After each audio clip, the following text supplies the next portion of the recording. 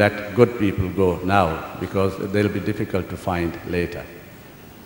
However, if the matters come to a head and there are job cuts, please try to be gentle. Make it easy for the employee who is going to be laid off. There are a whole host of things you can do, getting them in touch with headhunters, retraining them for new jobs in the open market, so on and so forth. So make it nice and gentle for the employee who leaves, and tell them, when we rehire, you will be on the priority list. Thank you. Thank you, Mr. Khawaja. Ms. Uzma? Okay, just three short, really, views. One is that I think when we looked at your presentation, what we've seen is that HR is being relied on really from the cost management point of view. The top line of people's P&L statements and of course the bottom lines are getting affected equally, and HR is relied upon normally in times of crisis to help with cost management. Having said that, I think part of the role that we play in speaking to our management in terms of making such decisions is that we spoke about competitive value. And what is competitive value? It is simply having something in your organization, whether it's a technical skill, it's a machine, or it's a certain way you do things, that is unique to you and that is not easy for your competitors to copy.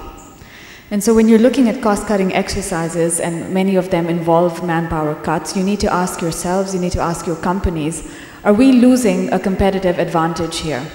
Are we losing a capacity in the organization that was something that was unique unto us, something that our competitors can't easily copy? And by doing this, are we weakening ourselves in a way that we won't be able to manage in the next 4 to 5 years? So that's one sort of question. It's not just about manpower, it's about losing your competitive advantage at a time like this. Secondly, I'd say that HR plays a very strong technical role in times like this, and so what we relied upon again for is ideas, whether they're about cost management, whether they're about separations or so. I think what people expect from us is ideas. So if there's a painful thing that has to happen, for instance, I suppose the most typical example is separations. Is there any alternate that you can offer to saying, you know, either they stay or they go? Is there a voluntary program you could bring about? Are there flexi options you can think about? So I would say before you answer your management, you need to do some research on the sort of options that you can present to your management. This is a time to look at who your key talent is. I think we confuse retention sometimes in terms of saying everybody should be retained at whatever cost. We're smarter than that. We know that every company has about 15 to 20% people who are the critical mass. They're driving the company, they're moving it forward. Identify them down to the deepest level and then pay attention to them. Those people are the future leaders. They are people who are carrying you through at all different levels. So this is the time to really watch them more carefully.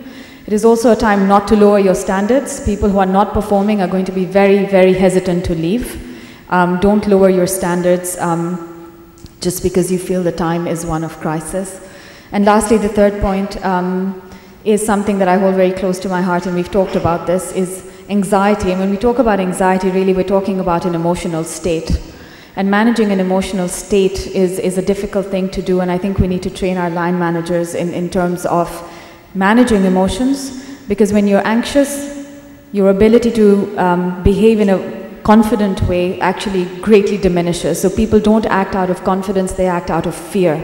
So how can you help people? And like the gentleman here said, it's through communication. And I would really say that we need to understand our responsibility as people who influence society. Today, organizations influence society and the way it's going to grow. If we can keep a good eye on the dignity that we allow to our people, at a time when some of them might be suffering indignity and humiliation, HR can play a very important role in saying to the company, there's no better time than this for us to say, this is what our values are. And values are the last thing you give up in a time of crisis. So, thank you. Thank you. Thank you, Usman. Mr. Jamal Muswa. Well, I don't think I can add much of value, because all the three participants have extensively talked about the most critical things. The only thing that I can add up is that it is not only the HR's responsibility. I think it is the total senior leadership responsibilities starting from the #1 position, to have a very effective and clear dialogue with within the organization right till the lowest level. And if possible, one-to-one and even in a group communication where you're facing them and not an email or something like that, but rather a physical interaction will work very well.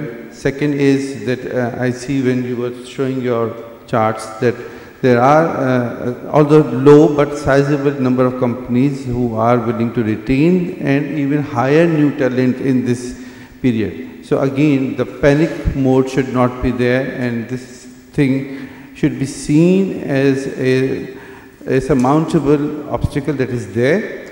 And within the third world context, within the Pakistan context, our international isolation, I would say, in a manner, is a blessing. So we are the people who are, I can say that, relatively less affected as compared to the developed world. And herein lies the advantage that we can claim. And yes, we should develop our HR, our human resource, and continue to give them satisfaction. I know companies, and even in our own company, we have had to restrict the pay increases and all those things. But if these are managed with candidness and open communication, people are always willing to listen and believe you. Right. Thank you. Thank you. Paul, would you like to make a few comments on the subject? Couple of just few thoughts. I think, first of all, I think you can see the whole financial crunch as a little bit of a blessing in disguise. I think if you look at 2001 to 2007-8, I think if you look at the labor market in Pakistan, it has really accelerated into overdrive. And I think the current situation has put the brakes a little bit on, and the motor is running now on a normal pace. It was unsustainable the way that people were moving jobs. It was unsustainable the way that people were expecting salary increases. It was unsustainable with regards to how specific expectations were there. And I think a lot of people are back with their feet on the ground. And although sometimes that's a harsh landing, but I think it's a landing that sometimes is necessary. So from that perspective, I think this provides a lot of opportunities, because in crunch times, it's the best moment to separate the good from the best. In crunch times, it's the best moment to actually make a difference and differentiate yourself by showing how you deal with your employees, by how creative you resolve the issues that you have in an organization, and how much you involve your team in doing so. There are a lot of creative ways of actually creating excitement around cost cutting. Yeah? A lot of creative ways in thinking about how you can grow your company despite the tough economic circumstances. It's all about the knowledge that you need to solve those problems are already inside your organization. I promise you that. Every single piece, in order to solve these puzzles, is already present in your organization. It is the role of the senior management, but particularly HR, because through the OD component, through the engagement component, through motivation component, that we can help unlock that knowledge and that knowledge to come together and actually and bring that together in terms of facing those challenges. And it can actually be quite fun to think about how to do that. Obviously, I think the previous panel members have already mentioned with regards to anxiety on job losses, etc., and that all has to be done. One element that I would like to add